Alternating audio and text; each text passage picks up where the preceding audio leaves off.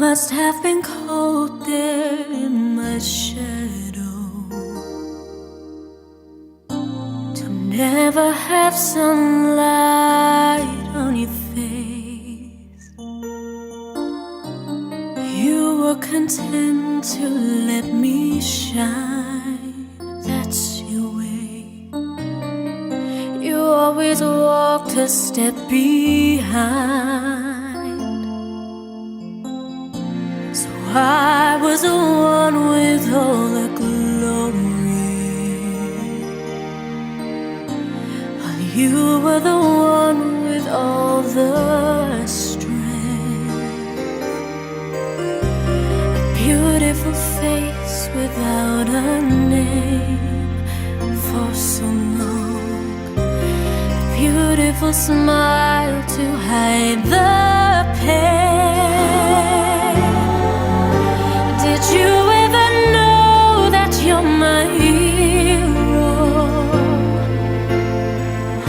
and everything I would like to be?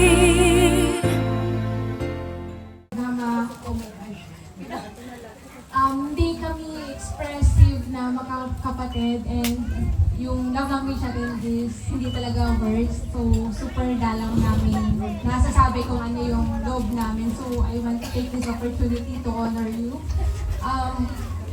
Being the bunso, na-witness ko yung mga sacrifices mo, lalo na nung sabay-sabay mag-aral yung mga kapatid ko. Like, sleepless night, even yung yun na, tulad sabi ni Karay, nag-repack tayo ng yema, ng pulboron, ng mantika, and dati hindi ko pa naintindihan, so nagpapaupa pa nga ako doon, alam ko 20 yung yun. So yun, hindi ko pa naintindihan yung sacrifices ni Mama noon, and nung nag-aral ako ng college, parang nung nahihirapan ako mag-aral, si Mama yung naging inspiration ko. Alam ko, one time, super gusto ko nang i-give up kasi ang hirap ng course na pinatake nila sa akin. So yun talaga. So parang, sabi ko, parang pinag-pray ko kay Lord na nahihirapan na ako. Gusto ko nang isuko, and super vivid nung vision na pinakita niya sa akin. Ay, nandun ka, nagtitinda ng stand na naka-uniform kami. And I realized na yung sakripisyo ko sa pag-aaral ko ay never matutumbasan yung sakripisyo mo. Mapag-aaral lang kami, Mama. And sana kung nasan kami ngayon, so doon, ang dami pang kailangan mabutin. We make you proud.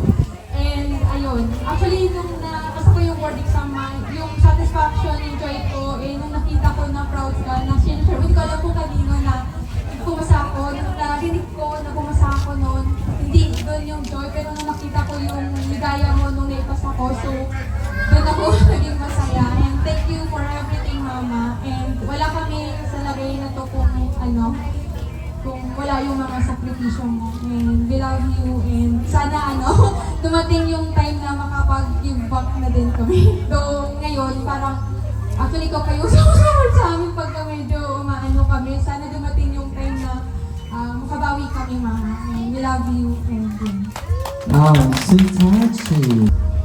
Arabay ko kumuyo, enjoyin nyo ang buhay nyo ni Papa. Less stress, kasi kayo na lang naman. Okay naman na kami magkakapatid. Kaya sa kumuyo, sa inyo na lang din. Kung may extra kami, sige, sita mo, travel. Soon, makabawi din kami sa inyo. Mahal ka namin. Mahal namin kayo ni Papa. Salamat sa lahat ng sakripisyo. Ngayon, mag-enjoy na kayo. Tapos na yun. Enjoy na lang ang life. Happy birthday. Ang wish ko sa'yo, sana humaba pa yung buhay mo at lagi kang healthy. Then, gawin mo kung anong gusto mo. At sabihin nila kung anong gusto mo. Malaya ka. Sige, masunora po, Sarah. You are the wind